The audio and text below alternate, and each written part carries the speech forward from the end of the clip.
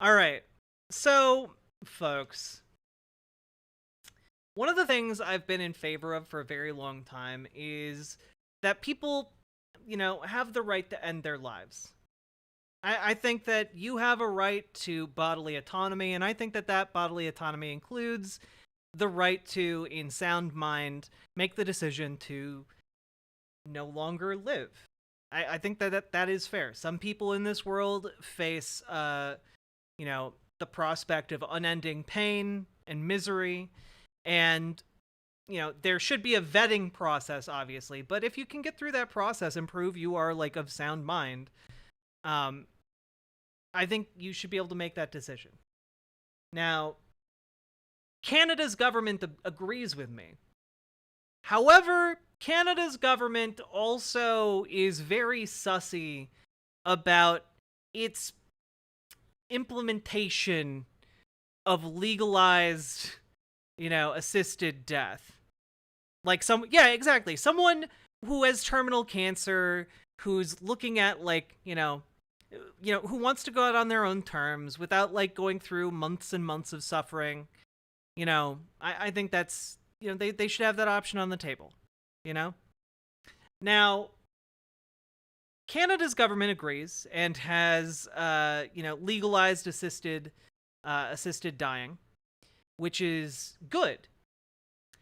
The bad part comes in that apparently there are a number of stories of Canada's healthcare system kind of pushing people towards making use of its assisted dying programs. Like people who are homeless because they can't afford rent are being, nudged in the direction of assisted dying programs, which is a very, very, very sussy thing to do, because Canada's system is kind of subtly saying, well, if you're being coerced by capitalism and you are one of the people suffering at the very bottom of the ladder, well, you should consider just dying. Fucking what? Oh yeah, we've talked briefly about this in the past, but it's possible y'all have missed this.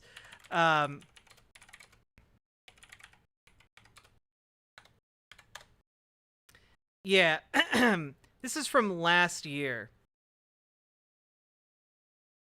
And it's one of the darkest stories, by the way. Canadian man applies for euthanasia because he can't afford a home, but reconsiders after $60,000 GoFundMe. Which, is maybe the bleakest story you've maybe ever heard. He was basically going through the steps to be approved for Canada's euthanasia program, which is called MAID, and then his story was picked up and he made $60,000 off of GoFundMe. So now he's considering not ending his life. But like, this is not the way to implement like physician assisted suicide, like, well, and that's the thing, GamerG, right? That's another risk. Like, you can assisted dying programs can be used to implement like eugenics policies. If you're too poor or too old to contribute to the economy, have you considered just dying? Like, I support a tightly controlled program for people in a specific set of circumstances. If it's just being used to, like, lower the state's bill when it comes to, like, medical costs, like, that's obviously vile in the harshest possible terms, And the other element of this, right, is that, well, this is a news story from today, and what I am really getting at with all this background. Canada will legalize medically assisted dying for people addicted to drugs. Which I can't, dude. I can't. Like, oh, you're addicted to drugs. Have you considered just killing yourself? Like, that's Like, what are you doing, Canada? Like, what the actual fuck are you doing? Wait, Alberta literally had a board of eugenics until 1972? Oh my god, what? In 1928, the Alberta government in Canada passed eugenics legislation that enabled the involuntary sterilization of individuals classified as mentally deficient, with the consent of the patient or his or her guardian or next of kin. To implement the Sexual Sterilization Act, which is I stumbled over that because that's just so absolutely atrocious. A four-member Alberta Eugenics Board was created to recommend individuals for sterilization. The act was amended in 1937 to allow sterilization without consent. In 1972, the act was repealed and the board dismantled. During its 43 years in operation, the board approved nearly 5,000 cases and 2,832 sterilizations were performed. The actions of the board came under public scrutiny in 1995, with Leilani Muir, I don't know how to say that last name, successful lawsuit against the Alberta government for wrongful sterilization. Just awful.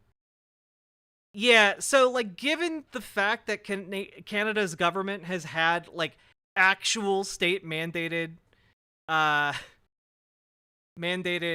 boards for eugenics, maybe we should be a bit more skeptical about its assisted dying program. Let's take a look at what this Vice article has to say, the reporting on it. Some drug user activists have likened this move to eugenics and say Canada should be funding more harm reduction, which, you know, I always agree with. Canada will legalize medically assisted dying for people who are addicted to drugs next spring, in a move some drug users are calling eugenics. The country's medical assistance in dying MAID law, which first came into effect in 2016, will be expanded next March to give access to people whose sole medical condition is mental illness, which can include substance use disorders. Before the changes take place, however, a special parliamentary committee on MAID will regroup to scrutinize the rollout of the new regulations, according to the Toronto Star, which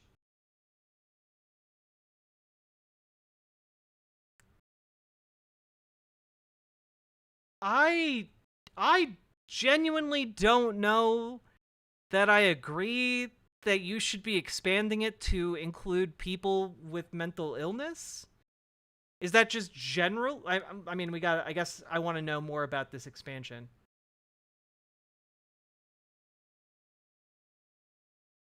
Please note that the eligibility date for persons suffering solely from a mental illness is March 17th, 2024.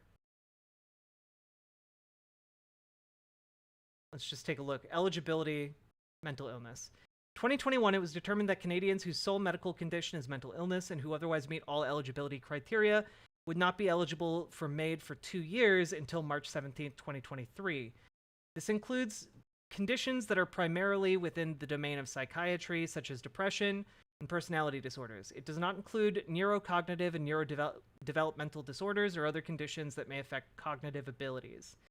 The original 2-year temporary exclusion was put in place to provide additional time to study how MAID on the basis of a mental illness can safely be provided and to ensure appropriate safeguards are in place to protect those persons.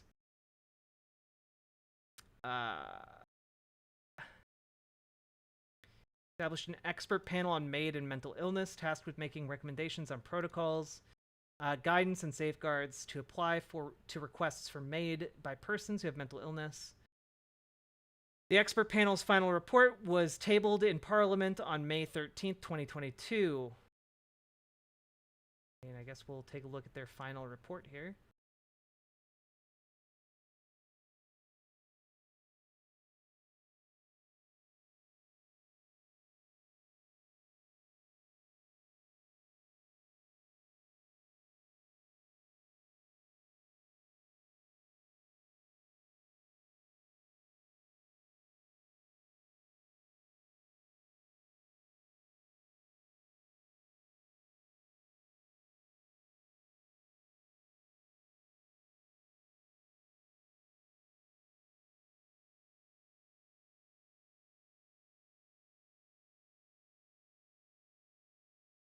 While the psychiatric research literature indicates significant chronicity for some patients, as well as a certain proportion of patients with severe mental illness who do not respond to empirically supported treatments, the evolution of many mental disorders, like some other chronic conditions, is difficult to predict it for a given individual. This may be due to treatment, the natural history of the condition, or to a change in life circumstances. This is particularly true when looking ahead many years or decades.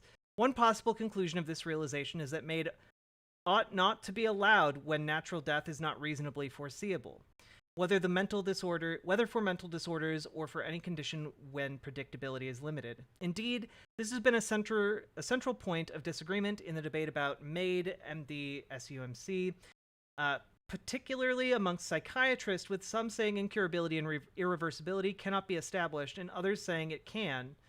How can these seemingly contradictory claims be reconciled? In medicine, incurable, the term that is most often applied to situations in which it is impossible or very likely to be possible to reverse the underlying pathology of the disease. Predictions about the future are based on knowledge of the continued presence or worsening of a pathological process. For some conditions, the diagnosis can provide accurate information about the future course of the underlying pathology. Right.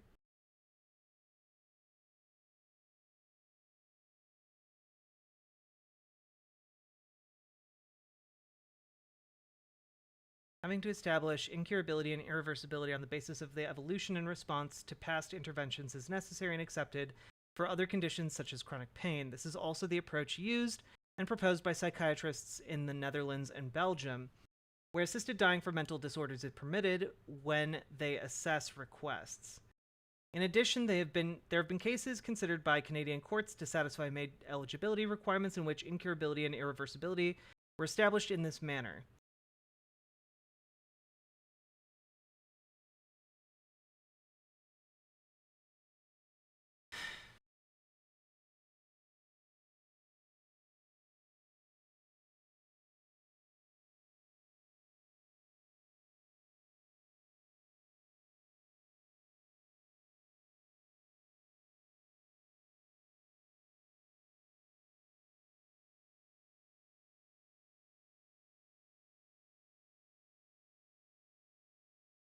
I gotta be honest with you, reading this report is not changing my mind overly much.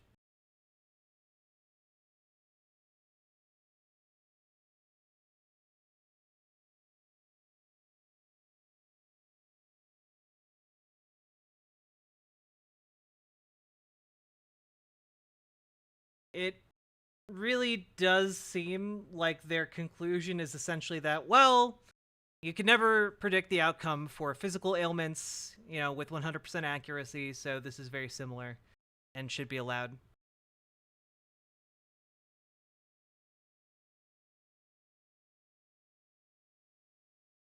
Are we going to say every person who completes suicide due to chronic debilitating depression made a mistake? I wouldn't say everyone, but I would say the vast majority probably had other ways out. Yeah. PHUCKU Canada. It's valid for people to make a choice after a prolonged cycle of mental anguish to make a choice. It's a thing they do already, just now we are forcing them to do it with gruesome, painful. I mean, I think that there needs to be a good vetting process, and I think assisted dying generally needs to be under very strict conditions. Obviously, people have access to death in a wide variety of other ways outside of, assisted dying programs. Yeah. It needs strict vetting. I'm not against people with mental illness that is particularly acute taking advantage of this, but this seems like it is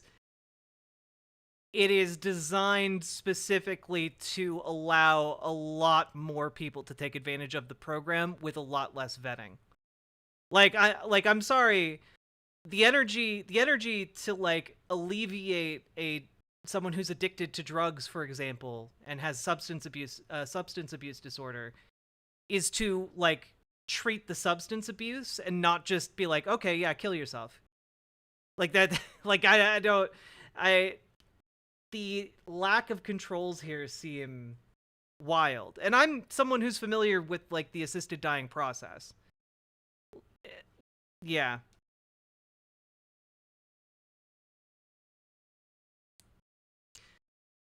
Not many people are willing to talk about this. I appreciate it. They only offer me euthanasia in Canada now. I can't get care, so it is what it is. That's really terrible, Pollen Cakes. I'm sorry.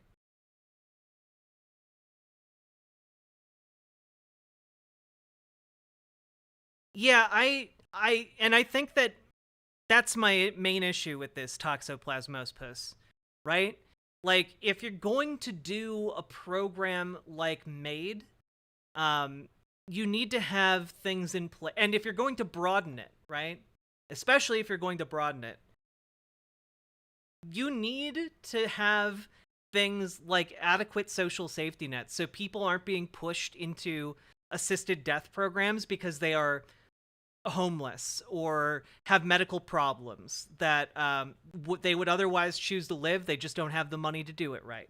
You know, like, these are reasons that should not be on the table for assisted death programs, and money should be put instead into creating like housing solutions to that for them.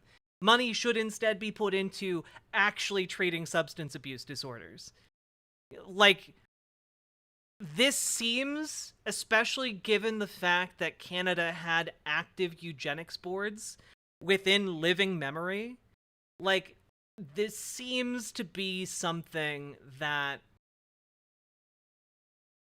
really needs to be addressed. Like, I don't think it's conscionable to expand this program when already there are stories of people who have been seeking out assisted dying programs in Canada because they are on the verge of homelessness. Or stories of like medical patients in Canada who, you know, don't want to do medical assisted death programs, but, you know, are being told by their care practitioners that it's the only option available to them or the only thing that will be covered. Like, that, like, I am wholeheartedly in favor of assisted dying programs, but not when they're implemented in the way that Canada is doing it. It is heartbreaking, Pina Patootie. It's heartbreaking. It's enraging.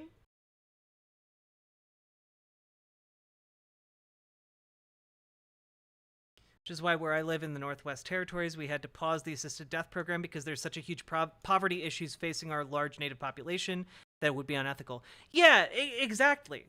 You know, like, in the United States, the controls are so strict that there's not typically these problems of, like, you know, people being, you know, pushed towards using assisted suicide programs or assisted death programs. It's usually not a problem here in the states that legalize it, and it should be legalized to that extent. I would argue. But the main issue is that if you're going to continue to widen it and make it more accessible, then it needs to be something that is coming along with, you know, assisted housing programs, you know, with free healthcare, with, you know, housing, food, water, electricity. You know, these things need to be provided to an extent that, like, you actually have the option to live a lovely, happy life, should you choose to, you know? And the reality is there are a lot of people who are suicidal. There are a lot of people who want to die, who if they had their economic concerns, you know, addressed, if they had, like, you know, if the rent wasn't so damn high, if the you know, monthly assistance they were getting wasn't so damn low, they'd be very willing to live out the rest of their days. But what it seems like Canada is doing is coercing people into an assisted dying program.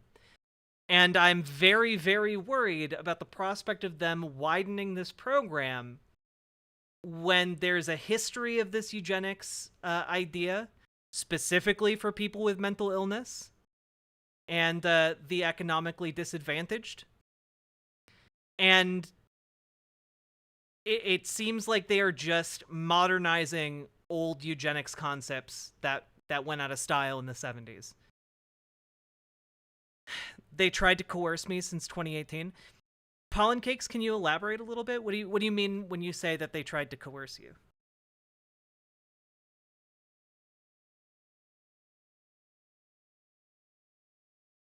When I was a young child, I was diagnosed as terminal by 16. I could have been offered this program and would not be in this chat today if this existed. Well, GamerG, I'm really glad you're still with us. I was post-suicide attempt and they offered it to me. And they tried to bully me into it in the ER and ICU. That is incredible.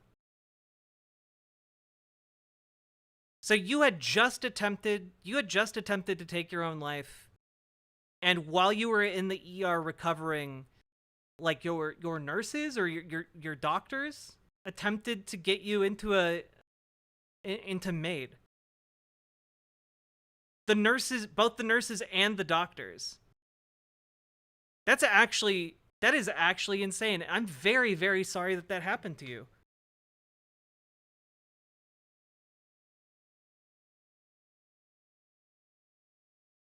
Is this in the USA? No, I believe Pollen Cakes is talking specifically about Canada. They brought 2 docs willing to sign, said my blood levels indicate near death. Jesus.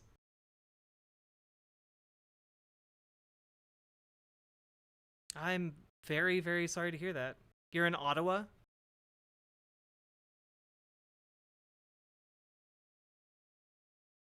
Pollen Cakes, forgive the question. Are you indigenous? Because I know that there are stories of yes, you are. Yeah, I know that there are a lot of stories coming out of Canada about doctors and nurses in particular trying to pressure indigenous folks into MAID. I only speak up because like this needs to be spoken about. That is absolutely vile. I am so sorry. Yeah, it's bad. Chat. What is Milgwetch? Or Miigwech? Sorry, my eyes are bad.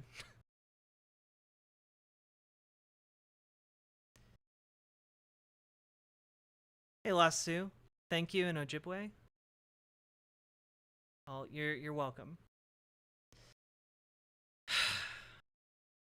It's just horrible, and I don't know that there's anything to be done about it, but like the fact that it is becoming increasingly common for the medical establishment in Canada to pressure people with mental illness, people who are First Nations into accepting assisted dying is insane to me. That should not be that. First of all, like assisted dying needs to be a thought out decision. You can't bring that to somebody who's in the ER. That is just unacceptable as an option. Like the people who need assisted dying are people who have had time to think about think about it and to seek it out, you know? It's just eugenics. It really is just eugenics. I agree, it is messed up. I was shocked when they offered. That is insane.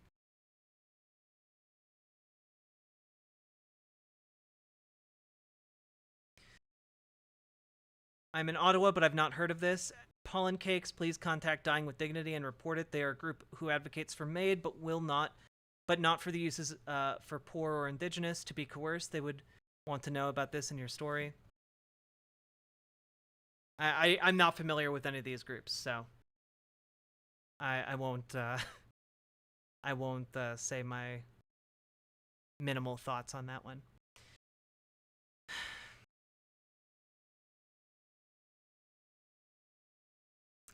do want to note at least some portion of the horror stories are definitely told by rabid pro-life psychos in Canada. I'd say most of them. Well, for sure.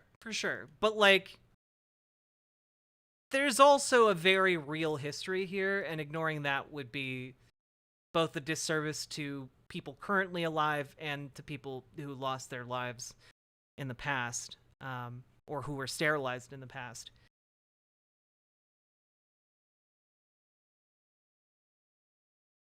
It's, yeah, I'm, first of all, I deepest sympathy to Pollen Cakes for, again, having to go through this, but I am, like, I saw this and I could not believe it was real.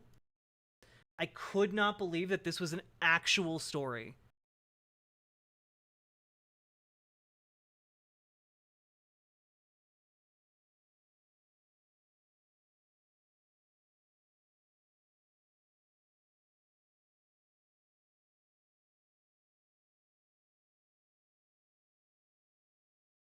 Yeah, I mean, like, some of these people, like, seem like they mean well, but I mean, the arguments that they're making are just crazy.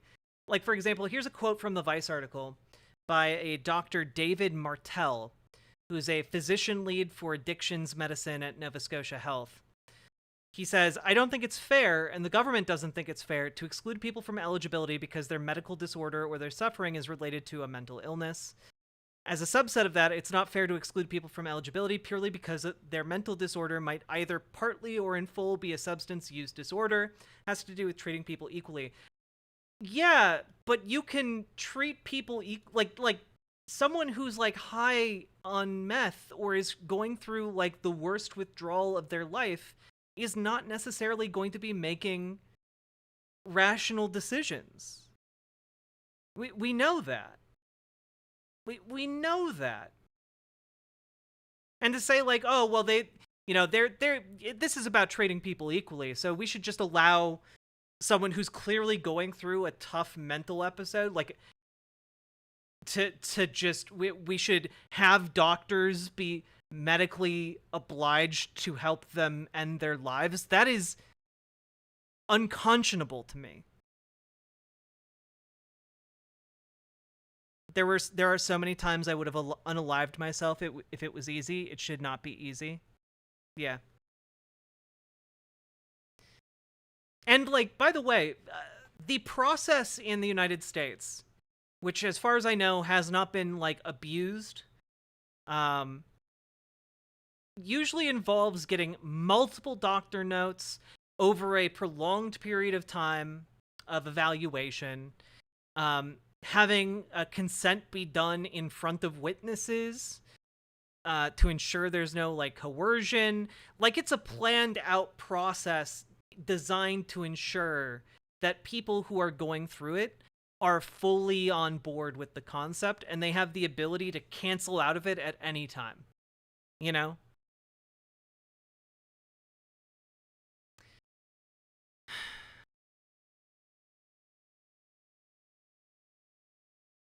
Yeah, exactly, Foxy Cheshire. We should be spending money on helping people to like, get through their problems.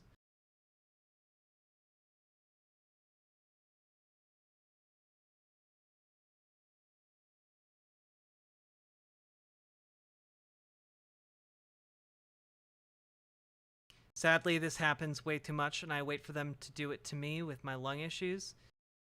Jesus. Well, Lasu, let us know if there's anything we can do to help you, okay?